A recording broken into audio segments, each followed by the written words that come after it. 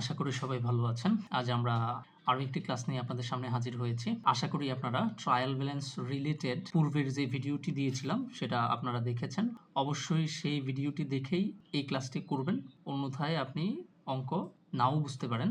So আমরা ইতিমধ্যেই BBA এবং এমবিএ এর সকল বর্ষের সকল বিষয়ের উপর অনেকগুলো ভিডিও দিয়ে রেখেছি। আশা করি ভিডিওগুলো বা ক্লাসগুলো আপনাদের উপকারে আসছে। সো আপনারা আমাদের এই চ্যানেলের সাথেই থাকুন। আমাদের চ্যানেলটি সাবস্ক্রাইব করুন এবং আপনাদের বন্ধুদের সাথে শেয়ার করুন, যাতে করে আমরা আরও বেশি করে ভিডিও দিতে অনুপ্রাণিত হই। সো আজকে আমরা সরাসরি অঙ্কে চলে যাব। এখানে যে প্রশ্নটি দেওয়া আছে, প্রশ্নটিতে বলা হয়েছে an inexperienced bookkeeper prepared the following trial balance. মানে নিচে দেওয়া যে ট্রায়াল ব্যালেন্স বা রেওয়ামিল দেয়া আছে, সেই রেওয়ামিলটি একজন অদক্ষ বা অনভিজ্ঞ হিসাবরক্ষক তৈরি করেছেন। এবং পরে বলা হয়েছে prepare a correct and good form of trial balance.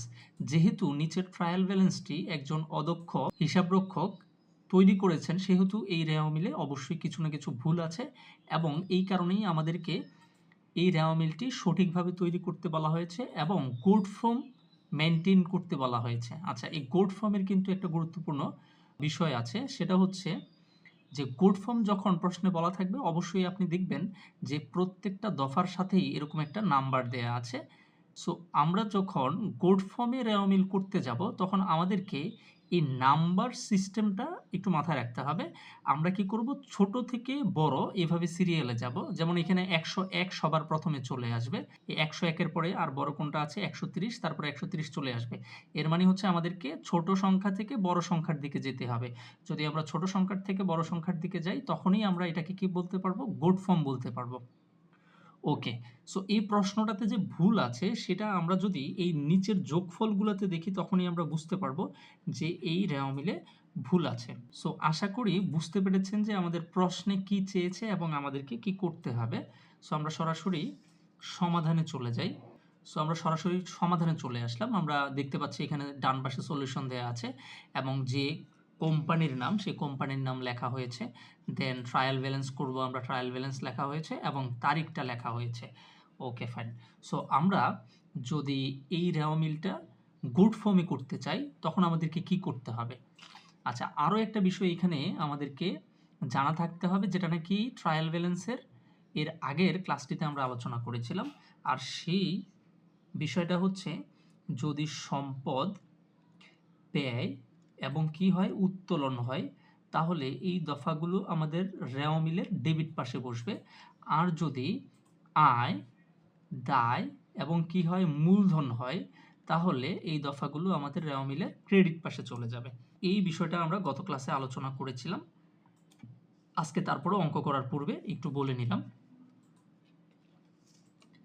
এখন আমরা যদি এই সংখ্যা ওয়াইজ আমরা করতে চাই, অর্থাৎ ছোট থেকে বড় করতে চাই, তাহলেই আমাদের গুড ফর্ম তৈরি হয়ে যাবে। আমরা দেখতে পাচ্ছি 101 সবচেয়ে ছোট। 101-এ কে আছে? ক্যাশ আছে। এখন ক্যাশটা 1 নম্বরে চলে যাবে, যদিও এখানে 9 নাম্বার আছে, 1 নম্বরে চলে যাবে। এই যে সিরিয়াল নং 1, এবং আমরা কি দেখতে পাচ্ছি? ক্যাশ দেখতে পাচ্ছি। আচ্ছা, এখানে আরও একটা বিষয় বলে রাখছি, সেটা হচ্ছে আপনারা হয়তো ইতোমধ্যেই জানেন যে ট্রায়াল ব্যালেন্সে কি কি ঘর হয়। তারপরেও বলে নিচ্ছি, আমাদের একটা সিরিয়াল নং লাগবে, তারপরে হচ্ছে অ্যাকাউন্টস টাইটেল লাগবে, অ্যাকাউন্টস নং লাগবে এবং ডেবিট টাকা, ক্রেডিট টাকা লাগবে। এই টোটাল 5টা ঘর লাগবে। যাই হোক, সো আমরা এখানে প্রথমে কি আনবো? ক্যাশ আনবো, এবং ক্যাশের সিরিয়াল নং কত ছিল? 101। আর আমরা জানি ক্যাশ হচ্ছে আমাদের জন্য সম্পদ, আর সম্পদ কোন পাশে বসে? ডেবিট পাশে বসে। সো আমরা এখানে ডেবিট পাশে লিখে ফেললাম 16,800। আচ্ছা, এরপরে 130-এ আমরা দেখতে পাচ্ছি দেয়া আছে প্রিপেইড ইন্স্যুরেন্স। প্রিপেইড ইন্স্যুরেন্স মানে হচ্ছে অগ্রিম বীমা। আর আমরা জানি অগ্রিম বীমা হচ্ছে একটা খরচ, অগ্রিম খরচ। আর অগ্রিম খরচ আমাদের জন্য কি? সম্পদ। এবং এই সম্পদটা কোন পাশে যাবে? ডেবিট পাশে যাবে। সো প্রিপেইড ইন্স্যুরেন্স 130 লিখবো আমরা। এই যে 2 প্রিপেইড ইন্স্যুরেন্স এবং 130 লেখা হলো। এবং প্রিপেইড ইন্স্যুরেন্স যেহেতু সম্পদ, সেহেতু সেটা ডেবিট পাশে যাবে। এখানে 3500 যদিও ক্রেডিট পাশে লেখা আছে, আমরা সেটাকে নিয়ে যাব ডেবিট পাশে। ওকে, তারপরে আমরা দেখতে পাচ্ছি 201। 201-এ কি দেয়া আছে? 201-এ দেয়া আছে অ্যাকাউন্টস পেয়েবল। আর আমরা জানি অ্যাকাউন্টস পেয়েবল হচ্ছে আমাদের জন্য দায়, এবং এই দায়টা কোন পাশে বসবে? ক্রেডিট পাশে বসবে। সো আমরা সিরিয়াল নং 3 লিখলাম, অ্যাকাউন্টস পেয়েবল লিখলাম। 201 লিখলাম এবং যেহেতু অ্যাকাউন্টস পেয়েবল আমাদের জন্য দায়ী সেজন্য ক্রেডিট পাশে নিয়ে গেলাম 3000 টাকা। ফাইন। তারপরে আমরা দেখতে পাচ্ছি 209 এ দেয়া আছে আর্নড রেভিনিউ। আচ্ছা, আর্নড রেভিনিউ মানে হচ্ছে অগ্রিম আয়, আর অগ্রিম আয় আমাদের জন্য কি দায়। সো দায়টা কোন পাশে বসবে? ক্রেডিট পাশে বসবে, যদিও এখানে ডেবিট পাশে বসানো হয়েছে। সো আমরা এই আর্নড রেভিনিউকে ক্রেডিট পাশে নিয়ে যাব। এই যে আর্নড রেভিনিউ 209 এবং টাকাটা কত? 4200। দেন আমরা দেখতে পাচ্ছি যে 301 আমরা দেখতে পাচ্ছি কি দেওয়া আছে? বাসার ক্যাপিটাল। সো আমরা জানি ক্যাপিটাল মানে হচ্ছে মূলধন, মূলধন কোথায় যাবে? ক্রেডিট পাশে যাবে। সো আমরা এখানে লিখেছি 5 বাসার ক্যাপিটাল 301 এবং ক্রেডিট পাশে নিয়ে লিখলাম আমরা কত? আমরা এখানে দেখতে পাচ্ছি 13,000 টাকা আছে, আমরা 13,000 টাকা ক্রেডিট পাশে লিখে ফেললাম। ফাইন। দেন আমরা দেখতে পাচ্ছি 306 কি দেওয়া আছে? বাসার ড্রয়িংস দেওয়া আছে। ড্রয়িংসের বাংলা হচ্ছে উত্তোলন, আর আমরা জানি উত্তোলন রেওয়া মিলের কোন পাশে যাবে? ডেবিট পাশে যাবে। সো আমরা এখানে 6তে দেখতে পাচ্ছি বাসার ড্রয়িংস 306 এবং এখানে ডেবিট পাশে লেখা হয়েছে 4000 কত টাকা? 500 টাকা। এটা প্রশ্নে কোথায় দেওয়া ছিল? ক্রেডিট পাশে, ভুল দিকে দেওয়া ছিল, আমরা এখন সঠিক দিকে নিয়ে আসলাম। তারপরে আমরা দেখতে পাচ্ছি 400তে দেয়া আছে কি? Service revenue. সার্ভিস রেভিনিউ মানে হচ্ছে সেবা আয়, আর সেবা আয় আমাদের জন্য এটা তো আয় স্বাভাবিক, এবং এই আয়টা কোন পাশে চলে আসবে? ক্রেডিট পাশে। আমরা 7 নম্বরে দেখতে পাচ্ছি সার্ভিস রেভিনিউ 400, এটা ক্রেডিট পাশে নেওয়া হয়েছে কত টাকা? 25,600 টাকা। এখানে 25,600 টাকাই আসে।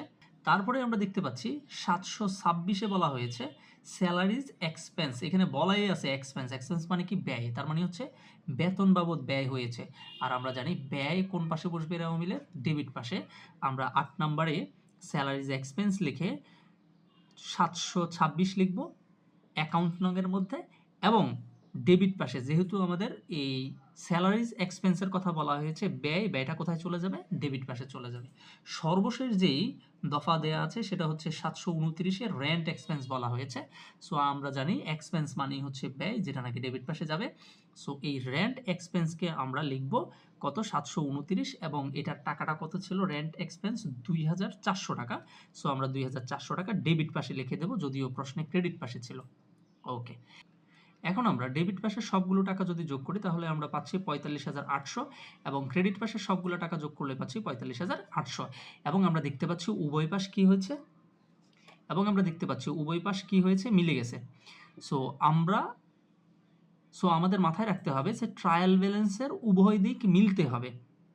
যদি কখনো ট্রায়াল ব্যালেন্সের উভয় দিক না মিলে, অথবা এমনটা হয় যে দফা যেই জায়গায় যাওয়ার কথা ছিল আমরা সেই জায়গায় বা সেই পাশে নিয়েছি, সব কিছু ঠিকঠাক থাকার পরেও আমাদের রেওয়া মিল মিলছে না, তখন আমাদেরকে সাসপেন্স অ্যাকাউন্ট বা অনিশ্চিত হিসাব দিয়ে আমাদেরকে রেওয়া মিল মিলাতে হবে।